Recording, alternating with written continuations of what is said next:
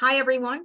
I am Laurie Peterson. I am Senior Director of Community Education at PSS. That's pssusa.org. And I have with me, I'm delighted to have with me, Hunt Ethridge and Laurie Beth Mendelson, who are both matchmakers, professional matchmakers. And they are going to address the topic of dating after 60. Now, we know that relationships are important to us for our mind, body, and spirit. And so they are going to, share how do you meet somebody now in the later years of your life. Let us know where you're coming in. Please do introduce yourselves in the chat. And we're going to keep this informal. These guys work together. We're really honored to have their knowledge with us. So I'm going to step back. Once again, use the Q&A or the chat box to ask your questions. And thanks so much for being here. Hunt, I give it to you. Thank you, Laurie. Laurie and I have known each other now for many years. So it was wonderful to see her name come across my desk when I got this request. So a little bit about myself. My name's Hunt Etheridge. I am a relationship expert, matchmaker, dating coach, advice columnist, started a bunch of dating companies. I work as a consultant for online dating companies. I do training programs. I give talks at all of the dating conferences, and I love being in this industry. It's a fun industry to be in. I started it about 15 years ago. And so when I first started this, online dating was considered taboo. So kind of how far we've come since then. So it's been fascinating to me to watch all of the trends and things coming in and the differences in ages of people looking to improve their lives. And then you throw in a pandemic, and whether we liked it or not, we were in the world's largest data set. So much information came out about us as a person, who we want, what we want in the future, things that are powerful and meaningful to us, things we want to cut out of our lives, etc. So I think that we have kind of entered into a new phase a bit of dating and human interaction, that we feel that the digital has been wonderful, but it has lost a lot of the human touch. And so as matchmakers, our industry stopped dead in 2020 for about 3 to 6 months. And then everyone got really lonely or realized the things that they didn't have in their life and they wanted to have in their life. And our industry kind of blew up since then. And so we've been happily helping people become happy for many years. So when Laurie approached me about this particular subject, I immediately thought of Laurie, because this is something that not only is Laurie within the demographic, which she'll talk about as well too, what it's been like for her to date in this time, but she also talks on this subject and to the people within this subject as well too. And so I definitely wanted to bring her on as an invaluable resource. Plus just an excuse that I get to hang out with her and we get to talk and, talk shop and enjoy, we're going to solve love. In the next hour, we'll solve love. We'll never, the musicians and philosophers will never have anything else to say after our conversation. So like the Laurie number one said, please introduce yourself in the chat. Tell us where you're from. Obviously, if you have any questions, let us know. We're going to talk about some things that we think will be valuable for the community, people in general, and then we'll always have time to answer questions because we want to make sure that you guys get as much value out of this as possible. So without further ado, let me introduce you to Laurie Segundo, who is going to introduce herself, talk about where she's from, what's going on, and then we'll kind of get into some chatting and see where we go from there. So Laurie, why don't you introduce yourself and tell us about you and how you got into this and all that fun stuff. Well, I think you just called me Laurie Segundo, but oh, Laurie Segundo, second Laurie, I get it. Okay, hablamos español. Hola, me llamo es Laurie Mendelson. Hi, everyone. I'm really glad that you're here. And Laurie and Hunt, thank you for including me in this joyful event that we can shed our light on dating over 60 and what it's like. A little bit about me. I started doing matchmaking at the very young age of 19. I knew someone. I said, "Are you single?" They said, I am. I said, have I got a girl for you? This kept going on and on and on and on. And I have tens of marriages under my belt with grandkids, kids, you know, the whole thing, the whole 9 yards. I personally reside in Kittery, Maine. I just moved to the East Coast. I'm originally from Southern California, and I just moved from Wisconsin, where I was residing for 17 years. And so I have a national view on the dating scene, from both dating in Wisconsin and in the Midwest, and now dating on the East Coast. And I would like everyone to just take a minute and shed that theory that there are no good people out there, because there are fabulous, fabulous people out there. We just need to weed through a lot of bad ones, but there are great people out there. I've met them, I've dated them. They weren't the right man for me, but they're still out there. So I'm happy to be here. I'm going through the trenches along with everyone else. I am looking for a companion, a partner.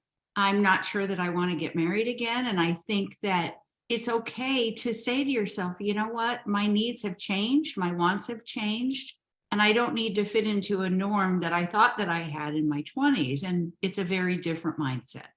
So without further ado, Hunt, back to you, please. Sure. So, we've got a lot of stuff coming in, questions, good, like a lot of the ones we know that we get from the general population daters in general, and then those specific to this area itself. So I guess the first question that everybody always wants to know is, where do you find the good people? How do you find the good people? We can start with, what are you doing specifically, so that we can know what an actual living person is doing in these situations, and to have some suggestions for those people around the country. Right. And thank you. I also forgot to mention that what I do aside from matchmaking is I do dating coaching, and I write dating app profiles for people who are dating online. So here's the way that I meet people. As you can see, I'm not a shrinking violet. I can go up to anyone at any time and say hello. And if you think about it, every relationship starts with just one word: hello. How are you? I see you're enjoying something. What do you like about this store? What do you like about this beach? What do you like about this restaurant? All you need to do is say hello. Then hopefully something will come of that. That's the first thing. So it can be anywhere at any time that you can meet someone. There is not a magical potion of, okay, all of the men are at the Home Depot on a Saturday between 10 and 1. They're not all there. They're doing different things. So I really advise everyone to do things that bring you joy. Do things that you love. Get involved in activities that you love. If you'd like to play bridge, if you'd like to sail, if you like to read, whatever it is, join a local club. Also volunteer. Now, volunteering, everyone's like, well, I never meet anyone at volunteering. You may not have a direct link to someone who you meet at volunteering, but you may meet someone while you're volunteering who knows someone for you, who can introduce you to someone. Okay. I also find that just going up to people and asking, for example, I walk the Atlantic Ocean every morning. I will go up to a complete stranger and say, look at this sunrise. Is this not amazing? Are you from here? You start a conversation by having a perspective on what exactly is in front of you. So I would say clubs, organizations, being out in the wild, being brave, just going up to someone and saying hello. And Han, I'd like to hear what you think as well. Totally. I agree as well, too. I remember specifically one client over a decade ago. I would meet people in Union Square in New York City. And I remember him just kind of like, it was like our second or third session together. And he was just kind of strutting up all happy and was like, hey, Len, what's going on, buddy? He was like, oh my gosh. So, okay, I was coming here and I was waiting at a stoplight, right? And there was a woman standing next to me. And I said something to her. And she said something back. And what I saw was just that he suddenly understood that the whole world was available to meet people. For a lot of times, especially men that don't know a lot of the process, like you go to a bar of a certain age, let's call it, but like you go to a bar or you join a club, like that's, or you go online, like that's it. But now that he could see that you could start to have that interaction with each other. And that's one of the things that, you know, both Laurie and I are also dating coaches, that we want to empower each person to sort of become their own matchmaker, give them the tools and the power, because you're the person that's going to come across the most amount of people in your world. We as matchmakers can introduce you to people, but ultimately you know more people in your world than we do. So to hit on something that Laurie said as well too, one of the things that I always ask my clients when I first start meeting with them, I say, what is dating supposed to be? Not what is it, but what is it supposed to be? And you'll hear that, oh, it's a way for people to get to know each other, and you have to find out some things about each other and find out if there's disqualifiers, and like, no, it's supposed to be fun. That does not mean it is. I absolutely 100% understand that. If it was, I wouldn't have a job. But it can be treated, I know people look at it as a second job, or you know, that it can be soul crushing in some of its worst ways, but we have to remember that it is supposed to be fun. So what I tell my clients is to go somewhere where you are having fun, because what happens to your body language when you're having fun?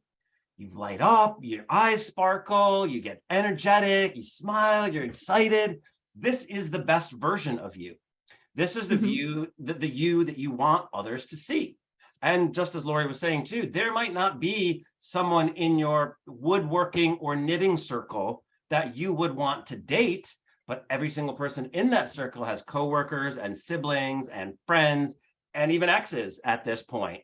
So they could say, oh my gosh, you need to meet this woman, Laurie, in my bridge club. She's so funny and sarcastic and dynamic. I think you guys would really hit it off.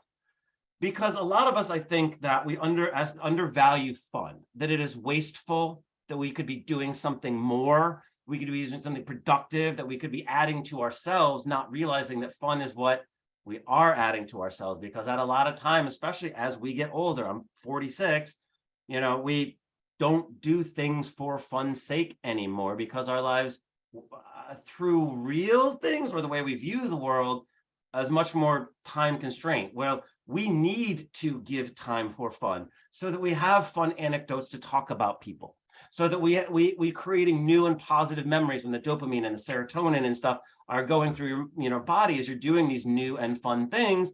And then, yes, again, like when you meet somebody doing these fun things, that energy level is there, because our job, a job as a dater, is to set the stage for chemistry to find you. Our job is to try to give you as many tools as possible so that you can do that. And in my own personal opinion, the classic dinner date is a very difficult time to get to know somebody because of many things. One, you've got a dead tree in front of you that you can't even touch each other. And it's hard to, and biologically speaking, if two men are squared off looking at each other eye to eye, something bad's about to happen, because in our primitive parts of the brain as men, we find direct eye contact can be extra vulnerable or confrontational. And so we're kind of setting ourselves up in this actual physical way, in ways that doesn't allow chemistry to find us, allow ways for us to interact and build intimacy. Socrates says, I can learn more about a person in an hour of play than in a lifetime of conversation. So then again, we're coming back to that fun. So I definitely want to say, like, figure out what it is that you do that have fun. I know it sounds somewhat trivial, like, no, I just want to find a man. Like, I know, but the goal is not necessarily to find a man or find a woman or to get into a relationship. The goal is to become the type of person that is so interesting and fun that it draws people to you, that they want to know more about you. And so that's kind of like the first big, kind of like mental switch, I think, when we deal with people. But yeah, it comes back to reconnecting with fun and finding out what gets you going, because I want to see what gets this person going. It makes me excited when I get to see this person going. So there's my long-winded answer for that one, Laurie. Okay, it's time for me to do a timeout for questions. Okay. A lot have come in on online dating sites and what works for older people, and how do you know someone is the gender that they say they are. And so let's segue a bit into online dating after you say what you wanted to say, Laurie, who Yeah, is well- the actual coach. Okay. Yeah, I love what you said about fun, Hunt, because the first line in my Bumble dating profile is I'm looking for a laughing partner. And then it goes into I want levity over seriousness. I want to laugh until my stomach aches, all that kind of stuff. That's what I want. That's what I want. So yes, that's all I wanted to add. Very, very important. Yes. Okay. Please, Laurie, go ahead. Hunt, you're muted. Hunt, you're muted. And we've got specific questions about Sorry. silver singles and Bumble and Match. Yeah, so wanted to show Laurie's profile that she has up on her dating sites, and she can talk about specific dating sites that are good and how she presents herself and why she does that. And hopefully that can help you guys as well too. So give me a moment. Okay, so tell us what we're looking at here, Laurie. Okay, so the first shot is, I don't know if you have the capability of zooming in, Hunt, or not. Try. Let's just try. Okay, there we go. Okay, so the first shot in a dating profile, I'm going to use the word showstopper because that is the most important piece of real estate that you have on your dating profile is your first shot. If someone likes the way that you look, they'll swipe right. If they don't, they're going to go left. I happen to really like this shot because to me, I look powerful. I look playful. I'm wearing red, which is the most attractive color to men. And I think that I'm owning who I am. I have gray hair. I love my hair. My hair is kind of like my And hey, trademark. I'm a black leather fan too. So I love the black leather, you know. Yeah, there you go. So the next shot is of me and my two standard poodles. So that's showing I'm wearing a black leather And motorcycle. what site is this? What site is this? This is Bumble. Okay, thank you. Sorry. Oh, no, I'm sorry. This is Match. I'm sorry. Okay. This is Match. Okay. So the next shot is me and my standard poodles. I'm showing that I have two dogs. I'm showing that I have a responsibility. I'm also showing that I love animals. Then the one of me looking at the computer, it's just a really flattering shot. Then there's a face, a close-up of my face that looks kind of cute and coy. The next picture shows my full body. Men want to see what you look like. I'm not a tight dress, high heels girl. That is not who I am. I am a jeans. I am kind of bohemian looking when I go out on dates. I wanted to show this is who I am, and that's my personality. I'm sun worshiping. Then there's another up close shot of me. Then there's a picture of me with a girlfriend. Which then shows social proof to show that people like you, which is a nice thing to have up. Yes. And also anyone who is listening here, you can tell who I am. One of the mistakes that a lot of people make is they will put a picture up with 5 people. We don't know who you are yet. It's too much work for us. So one person, and that's it. No more. Then there's a full body of me walking. I was actually doing some modeling. Then the next one is, this one is a conversation starter. Yes, it is. I'm old enough to know exactly who that name is. Yes, I worked on the TV show, The Incredible Hulk. I was a fashion designer for 33 years. And so that is a conversation starter. Laurie, why are you with Lou Ferrigno? How old were you there? Something there. And then there's a picture of me with, actually, that's one of my clients, the very last one. Again, a full body shot. So you can see I'm happy. You can see I'm playful. You can see that I'm confident, etc. So that's how I stack it. And that's how I advise my clients. I advise 5 pictures. The first one is the money shot, a full body, showing you dressed up, showing you down dressed, showing you in your natural habitat. That's the best And advice. I would add one too that I think that your sun worshiping one adds to it is like show what you like to do. You know, are you a beach person? Are you a mountain person? Are you a skiing person? Are you a water skiing type person? So at least just one sort of give a context, I think is good too. Absolutely.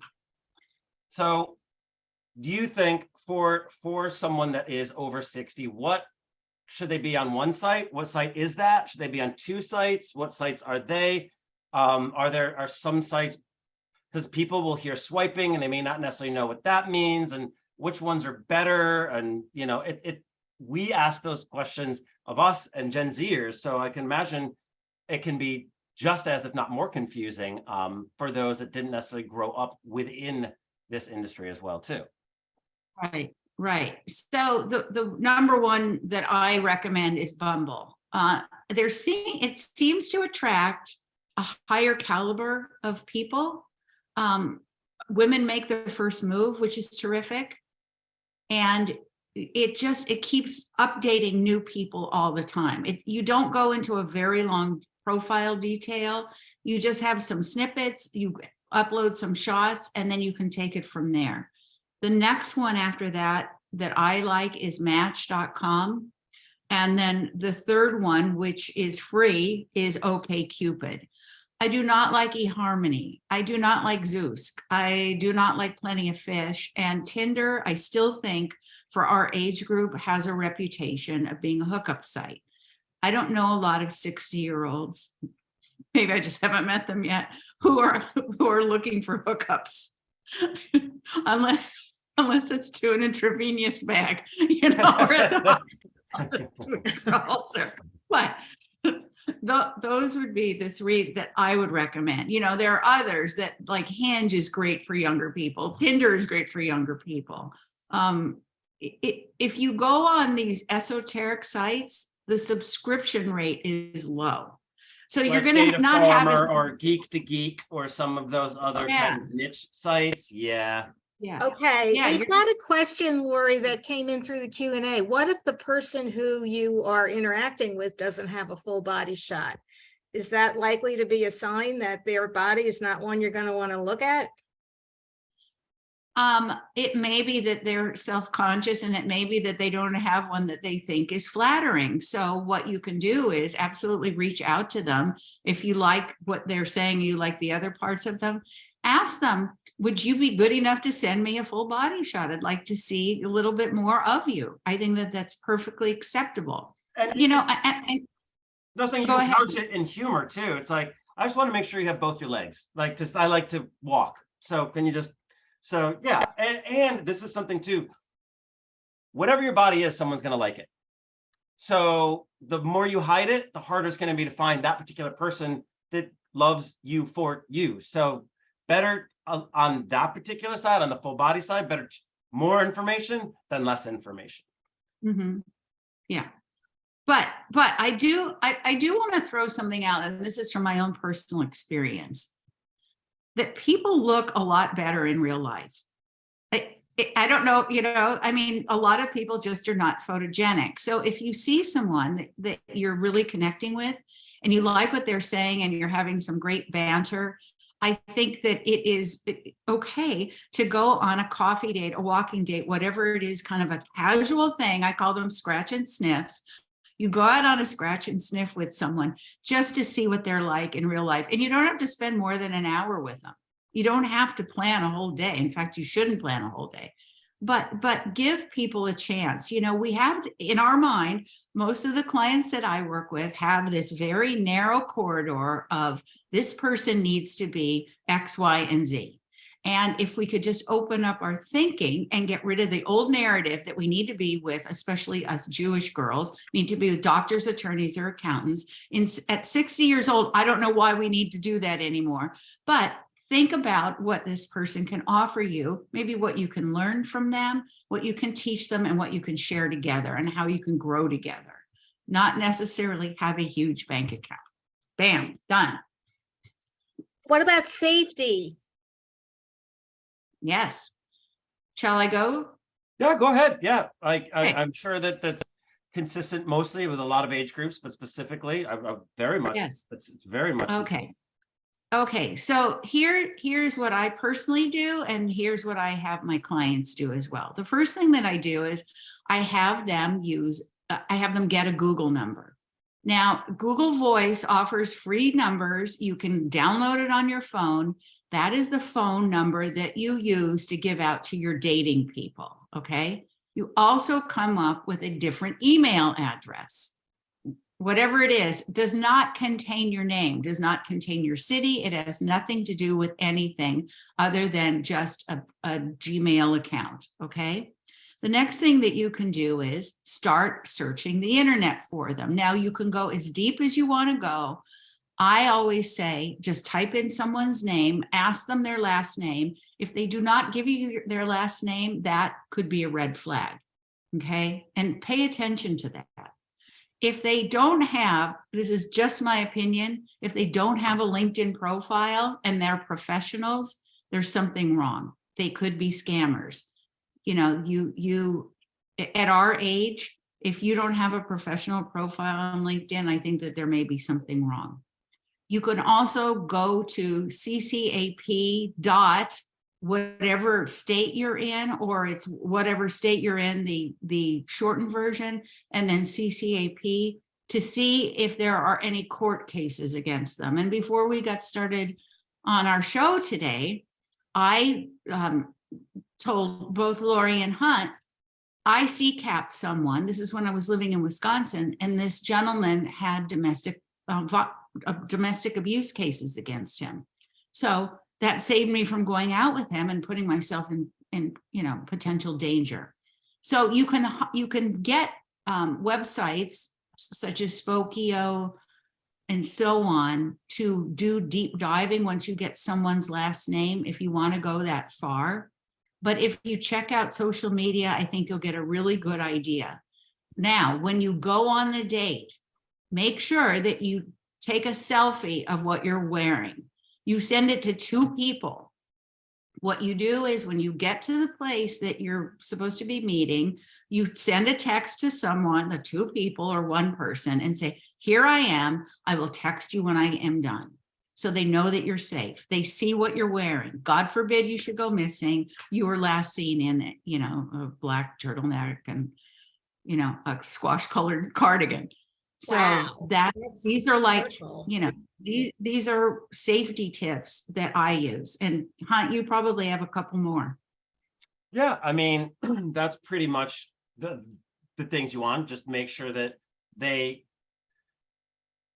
sometimes men will ask you if they can order you an Uber to get you home. Don't order it to your house. Order it to a block or 2 away, just so that they're not putting in your specific address into their phone. Again, just, be safe. And also it's like to kind of just piggyback on something Laurie was saying, like, I believe that you should do your due diligence in researching people, but I think that you should also be careful on doing too much of a deep dive, because that point of trying to date is to get to know people. And if you immediately know everything about them by looking at every profile that they have, it takes away that joy or that mystery or that excitement of finding out about people. And I know that that's so hard to not, pick and poke at trying to find out that information, but we have gotten away from, I think online dating, one of the major issues with online dating is that we only get what we ask for and not necessarily what we need.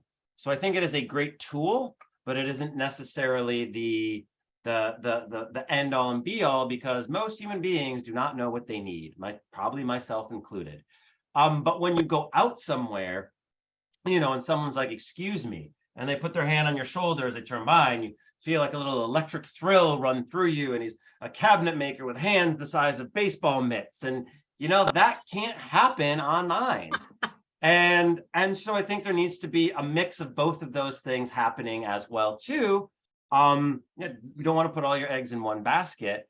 And I think that in person is where the chemistry is easier to find. But I know for cost benefit analysis that working online is sometimes easier too. So I think the combination of the two is going to, cabinet makers, man. See, I'm a cabinet, I make all my tables and shelves around here, good with my hands. But I think it's also important for humans to do things that interact with their world, whether that's, like Laurie said, volunteering or planting a garden or things like that too, that these are things that make us feel powerful, even in small ways, make us feel connected with the world around us. And those are the things that make us happy, that then when we want to share them with other people, again, that's what comes up. You know, you saw me get excited about this stuff. I like it. I'm proud of it. It makes me happy. So when you have something like that as well too, I now want to know more about you. And I know, like, one of my friends that I grew up with, he's now 47 years old. He's like, dude, I think I just keep getting more boring and boring every year, because we just don't necessarily have the time to develop or devote to the hobbies and pastimes and things. And we think that they are, again, unimportant, but it's time to maybe reevaluate and bring those back in so that we do have so much more to offer. But I think the safety wise, that, like, the texting to two friends as a man, I would not have thought of. So I'm glad that that's something that, you know, you could bring to this as well too. So I appreciate that. Well, before we jump to something else, Laurie, do you have any questions that are coming in that you think? Well, someone asked specifically about Our Time. What do you think of the Our Time site? Laurie? No? No. Too little people on it, or just too weird, or different vibe, or what? It doesn't seem hip and happening. So, but this is me speaking. I want a hip happening guy.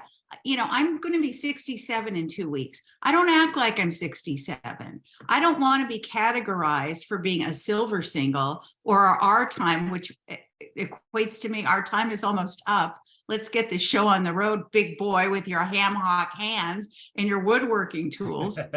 You know, I don't like to be pigeonholed that way. I find plenty of men on Match and plenty on Bumble. I do want to, if I can jump in here, Laurie, I'm reading a comment from Terry saying that men over 60 want younger women.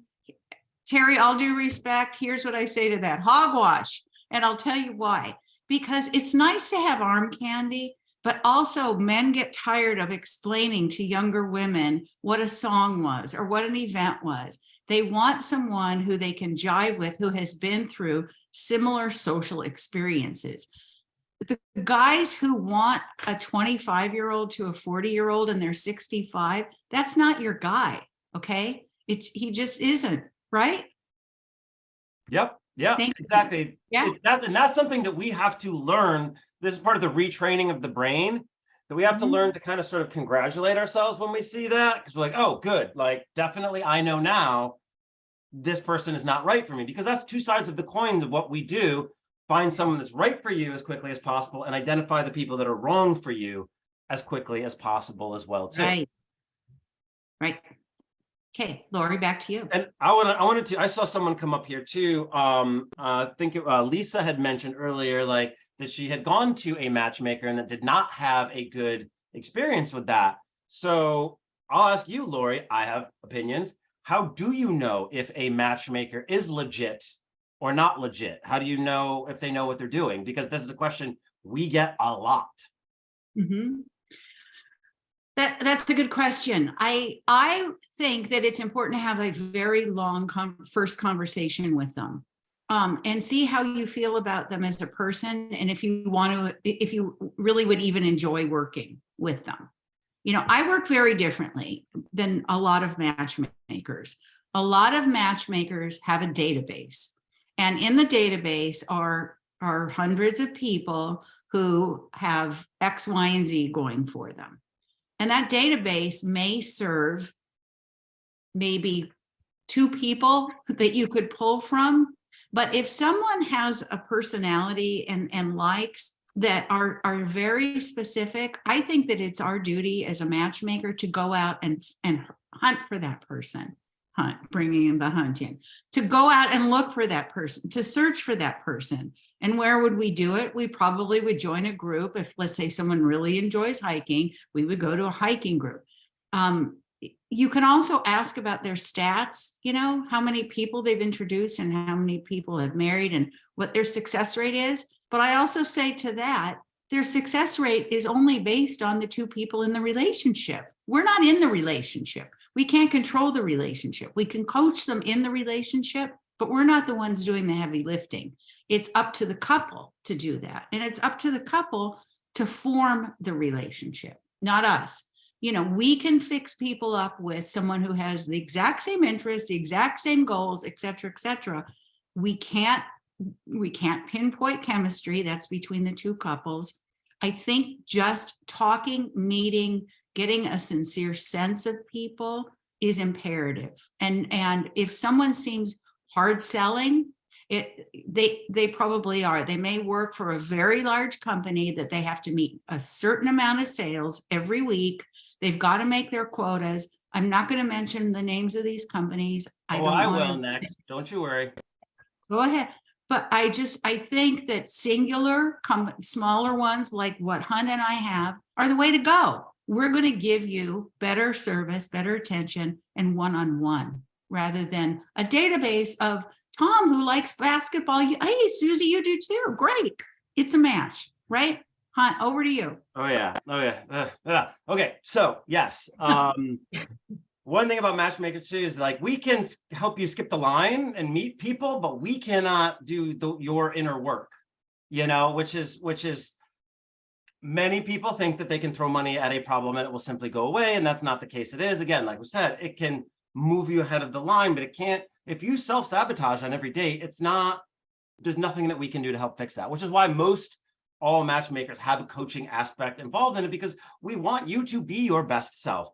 Let's face it, all of us, myself included, could use a little bit of polish to you know, be better out there. Now, I want to become specific because there is some confusion onto what is a matchmaker.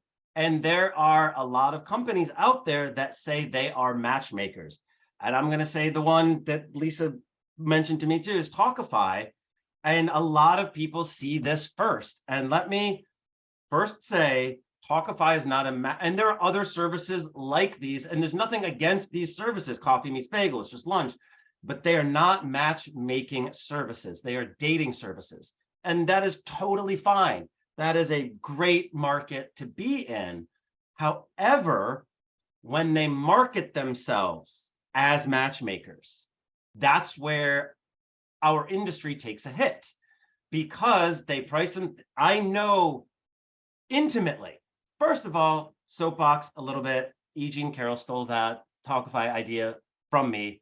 We talked about it for many years, and she was fascinated with my job and then went out to compete with me. So yeah. Anyways. Sour grapes. Yeah, it's a little bit of sour grapes. My goal is my best revenge is to own it. So that's going to be but they have reached out, like the CEOs and CFOs have reached out to me specifically because they don't have enough balance of men to women on there, and they're selling hopium, right? I'm overgeneralizing, but they don't care about you as a person. You are a number. Well, I'll validate that, Hunt, because I actually tiptoed into Talkify last year, and I was going to wait for my tax return to come in and make the plunge. And then suddenly it was like, something happened and I couldn't do that. But then it was like hard sell, hard sell, hard sell. I kept getting these calls and texts, and it was like, never, no way, you know. Like, dude, they call us and try and buy men off of us. So this, and it's hard, I understand, because the average consumer doesn't know what the difference is between all of the things that we have that we are doing. So like many things, in educated consumers is usually the best thing, but it doesn't mean you have to do a lot. But to what Laurie said, like, you want to trust your gut and to feel that you have a connection with that person across from you. It's almost a bit like a personal trainer. There's a million personal trainers. They all know approximately the same things, but you want to work with someone that you feel a connection with, that you feel has your best interests at heart and is going to make you want to push yourself forward. And, you know, like in New York City, there's, I don't know, 5 top matchmakers. Each one are going to be a little bit different. I introduce people to all of them because we want you to find the best match. And any matchmaker worth their salt, and I want this to be noted, will not take a client on unless they feel immediately that they've got some ideas on who to match them on. Okay.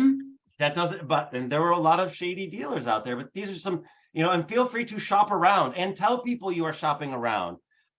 When I have someone come to me, I literally send like, hey, like during California, I'm like, here, Shannon, Allie, and Sophie, here you go. I'm sending you, all three of you. This is a gentleman that crossed my path. And we're all okay with that. We want the people that are good at their job want to make you happy, want to help find you love. That's why we're into this. Not Okay. one person basically woke up, at 5 years old and say, I want to be a matchmaker. We all Okay, came into this. Hunt, I know you're passionate about this. Go, interrupt me. Go. Yes. Okay. I promised I was going to do that. Share an example of self-sabotage during a date. Laurie, you want to do it? Or I a little more time to think about that one. all right. Well, for me, an instance is just a lot of the simple things. For instance, men hear advice a lot, and I call it neutral advice. It's like ask questions, but they don't quantify it. How do you ask questions? What type of questions do you ask? And men hear advice like women like to talk about themselves. So they will just go in. I've had this often, like men will just go in with like 20 questions and they'll say like, what's your favorite food? Oh, it's Italian. What's your favorite kind of animal? Like, okay. Yes, it's good to talk about these questions, but when you ask a question, that should then be a lead off point to talk about other things. Let the conversation flow itself. So in their head, they think I'm asking questions, I'm doing it right, but they're ending up self-sabotaging them because they're showing too that they're not listening, that they're not doing that to having that rapport. An example for men is that because men are men, we don't offer a lot of validation or affirmation to each other, men to men. And so many times the only time that we get to have a long conversation is with a female. And many times that is in a sort of dating scenario. And so we just may talk a lot because we're lonely. We don't have anyone to talk to. And that's our fault. That's our things that we need to deal with. But this is, again, something that anyone, but many times man can self-sabotage themselves by just trying to talk and talk and talk and not realizing that they haven't asked one question about the other person. Many other ways of, trying to be flashy or impress, or people talk about their exes ad nauseum. Again, there's a million ways that people can do this. So that's sort of what our job is in the coaching aspect of is like, let's stay away from some of these areas. Let's find the things that are fun and interesting in you and bring them out so that you have these things to talk about. Because when it's a little bit more fun or light at the beginning, because I think that's one thing too, and then I'll stop again. A lot of people, especially of a certain age, will come into a date and be like, why are you divorced? How much money do you have? Where would you want to live? And it's not an interview for a potential marriage. It's to hopefully get a second date. And I think that, we tend to bring too much gravitas into a first date that may self-sabotage and not focus on the moment and the fun that we should be having then. So I'll answer now. I'm going to cite an example of one of my clients who is an executive with the Milwaukee Bucks organization. And when we started doing coaching, she came to me and she said, I'm just too strong for men. I'm just, I live in a man's world. I work in a man's world. I run the show. I'm used to doing this. And the first thing that I said to her was, how is that working for you? And so and these types. I said to her, I want you to practice being a girl. And she said, well, what do you mean, Laurie? I'm a woman. I said, I want you to start using girl words. Fabulous, magical, mystical, all of these words that would never come out of a man's mouth. And I want you to start asking men for help. And she said, well, what am I supposed to do? I said, I want you to take the Milwaukee Bucks and take each player and have them carry something out to your car at least twice a week. And I want you to practice thanking them. And I want you to make a big deal about them doing this for you, because men need a place in the relationship. So the biggest self-sabotage is you show up to your date, my girlfriend, and you're like, oh, I want to sit over here. Oh, I want to order this. Oh, let the man jump in here, leave that work girl at the office and move into your feminine self and allow the man to show you what he can do for you, because men need a job and they need a place and they want to do these things for us. So if we take that away from them, they're like, well, what does she need me for? Right? I mean, how many times have you heard this? Well, I didn't feel needed. I didn't feel wanted. She's too perfect. Why would she need me? How could I fit in there? Exactly. So get your girl on when you're dating. And I'm a feminist, but we can slip into that place of, God, I really would like a man to just take over this for me. I mean, I recently moved, and a man that I have been dating helped me move, and he schlepped things all over Maine, antiques that I was looking for, and he hung pictures, and he couldn't do enough for me. And this man was as happy as a clam because he could help me. So that's it. Not to take it on a down note, but in men's suicide notes, the two most commonly used words are worthless and useless. And when you can give a man things to do, he does like that, and I've had this question asked him, like, well, then what am I supposed to do? Let him fail? Yeah. That's like, yes, I know that you're an executive assistant and you can manage 15 people's lives like that. And you may think that you are helping and trying to add to this and taking an onus away from him. But what you can accidentally be doing is emasculating him and infantilizing him. And that, of course, is going to make a man just immediately draw back. And just a quick note to your point, Laurie, too, because I get this a lot with my women in New York City, because they hear what you said, and what they hear is dim your star, which is never, ever, ever, ever what I mean at all, especially in New York City. We love our boss babes, even though I hate that phrase. Me too. There's a phrase that men use, like, men don't want to date a businesswoman. We want to date a woman that's in business. And it's just, a switch. Like, I'm proud and excited and happy for all of your successes. But you can also use words like magical and carefree and dress in pink. And I'm not going to think less of you. But I think that a lot of women have that in their mind, that in order to show femininity, they have to, appear stupid or ditzy or things like that as well, too. And it's absolutely not the case. Any other questions, Laurie, that are coming in that we can help out with?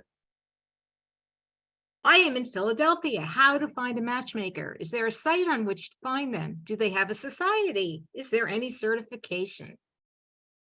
All right. Yeah, yeah. Laurie, you want to take that one, or? Yes. I mean, I think that the best way to find a matchmaker is to Google Matchmaker Philadelphia, and then start reading about them, going to their websites and read the Google reviews. I am thrilled. I have 22 5-star Google reviews, and I am in competition, or I'll say competition, with someone who's been in business a very, very long time. And I continue to get a lot of clients because of my Google review. So they are very important. Like Hunt said, interview us. See who you jive with. Is there a match, how to find a matchmaker site? No, there are institutes of matchmaking that you can find, and you can see who is a certified matchmaker. Hunt, I don't know if you're a certified matchmaker. I'm not a certified matchmaker. There is there is something called the Matchmaking Institute that teaches people how to become matchmakers. And if you go through their particular program, you get a badge, say you're certified by the Matchmaking Institute. It is like many things. You will learn a lot, and you will get better, but it's not a necessity at all. But you just want to make sure that the person seems to know what they're talking about as well, too. So Right. Something that I do is I offer referrals without people even asking. I will say, would you like to speak to some of the success stories that I have? They would love to share their story with you. They love talking about love. I give that very freely.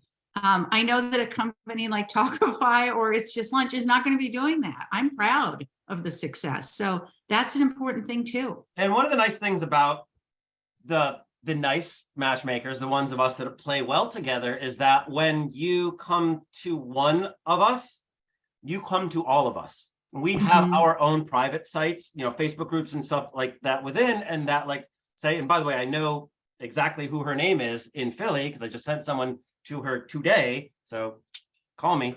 But sorry, now I just lost my thread, so what was I saying? ADD. We play well together. That when yes, and you so if hire someone one of comes to us, me, get our say, network. and I have oh, I've got 3 great people for you. They meet with those people, and it's I would I didn't realize, but I found I would like something a little bit different. Then I can go on our site and say, hey, everybody, this is my client. This is what they're looking for. Does anybody have anybody in this general area that fits that? And if they do, we very generously pay each other referral fees because we like to make people happy. We like to make sure that we're paying each other. And sometimes we can make more money referring people to the right people than we can trying to take you on as a client when it's not going to work out for us. We will be the first one to say, I'm not sure if I'm the right one for you. However, X. Go, Laurie. Okay, Laurie. We have 9 more minutes, and there's been a lot in the news recently about affairs at the workplace and people getting fired. And talk a little bit about thoughts you have about meeting people at work. I mean, we work virtually now, things are different, but the work love can, is it,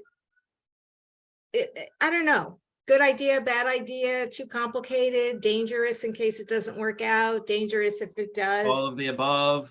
Okay, all right. So I would say you're not a fan of that. Yeah, okay. Look, man, life is all about risk versus reward. And no one is going to know that better than you. And at the end of the day, what is the most important thing to you? And if you feel that you have something that is, well, and of course, this is good. Different workplaces are going to have vastly different rules, superior, underling, a mom pop versus a 10,000 person company. So obviously there's going to be a lot of, within this, but we can accidentally get some sort of parasocial relationship with those that we work with all the time, thinking that we're such a connection only because we're within each other's spheres so often. So first would be, would we be compatible, or is it just we're so used to being around each other? But then I have dated in the workplace. It hasn't completely blown up in my face. I mean, young 20s blown up in my face, but that's what the young 20s is all about.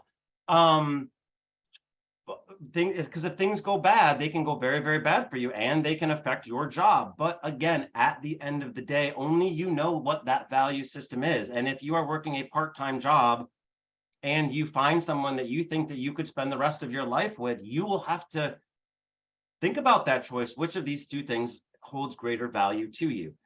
Bird in hand, one in the bush.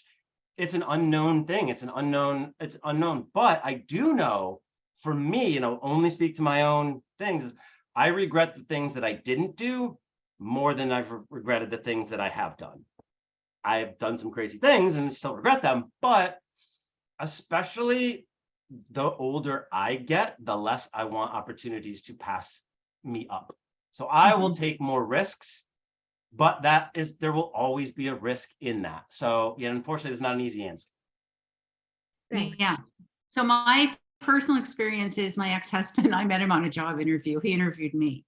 So there you have your answer. My brother married his intern. So, Yeah. I think, I lead with the idea that it is easier to find another job than it is to find someone who you're crazy madly in love with. So I would say go for the gusto, enjoy making out in the closets, the hall closets or the coat closets. I have some very fond memories. Now you just brought some of those back up. Yeah, that could have easily gotten me fired, but now they keep me warm on cold January nights. Okay, we got another question. If I, as a man, am more reserved, am I putting someone off if I don't completely show myself as fun? Look, I am this. This is my fun. I'm ADD. I'm extroverted. I'm super high energy. And I've actually been trying to teach this to my 5-year-old, 2-year-old daughters, like you can be excited and quiet at the same time. And so fun doesn't mean this like overly super exuberant. Like, what is fun for you? You know what also is fun for me? Doing crossword puzzles. So if I met somebody that liked crossword puzzles, I would be over the moon to sit in front of a fire and like do a crossword puzzle in silence with someone for an hour. That would be, and what's a 4-letter word for trap? Tarp trap? No, I don't know. I would like that. And so it doesn't have to be super extroverted, super trapeze through the air type things too. It's just what you find fun.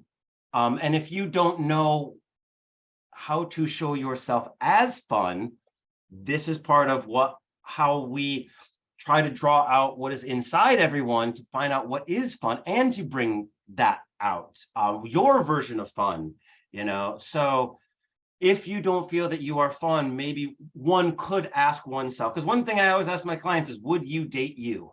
And we can all probably get a little bit more fun or more interesting. Okay, we've got 4 minutes left. And the first thing I would like to do is thank everyone who stayed with us, because wow, so many of you have the whole time. And Hunt and Laurie, thank you so much. We're going to take one more question, but first I would like you both to put your contact information into the chat, okay? What's the best place for people to follow up with you if they were interested in asking you more questions, or even, finding out what it costs to work with a matchmaker or so on and so forth. I think that one of the biggest constraints we have as we get, everybody has it, but the older you are, the bigger a life you tend to have. And so time and scheduling and all of that is a challenging thing. And so where you are, dating, that's why dating sometimes can feel serious and not fun, because you're kind of trying to cram it in with all the other stuff. So any way that you might be able to cut to the chase, as it were. So, all the better. Well, I'd like to just say something to everyone who is listening today. I get a lot of my clients are very worried about what the other person thinks of them. I don't want to go online. What if somebody sees me? They're there too. So here's what I would like everyone to think about. It's great to be accepted, but it's better to have self-acceptance. And it's much easier to like yourself and love yourself.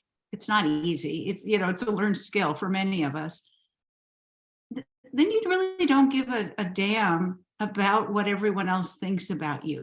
Oh, will he like me? Will he call me? Who cares if he's going to call you or not? When you like yourself and you have a full life, you just realize, okay, he wasn't my guy. He wasn't the right one. I look at it as, what was the lesson that I learned from this date?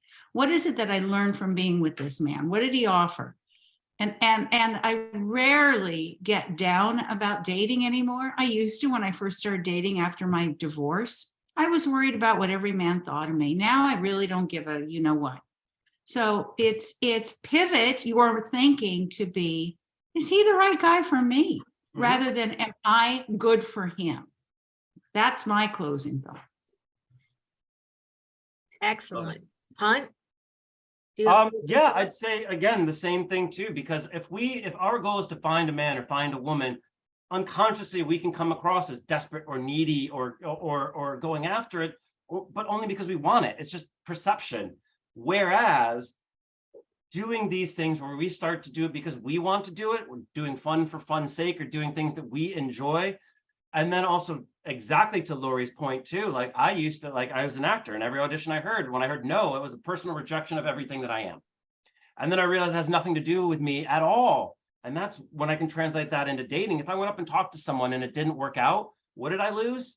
7 seconds. That's it. The rest of it's all in my head. Doesn't mean it isn't there or you need to work on it, but it becomes freeing when you realize that it's a wonderful thing to realize that no one cares. Like in a good way. Like, okay, like no one is going to be obsessing about whether you said something silly or stupid the next day. Only you will. So I think when you give yourself permission to get a little bit out there more so, and like Laurie said, to not necessarily attach so much of what other people think to it, that's really going to open the doors, because that's the person that I want to see. That's the person that I want to meet. So there's my final thoughts. Guys, thank you. Guys, I do that. People, coaches, Folks, friends, thank you so much. Thank you all in the audience for your thoughtful questions and your feedback, and have a wonderful afternoon. This will be posted online, and we'll clean up the chat and send you an edited copy as well. awesome. Okay, thank you so much. Thanks, Laurie, for having us. Okay, bye-bye. Thank Bye-bye. you.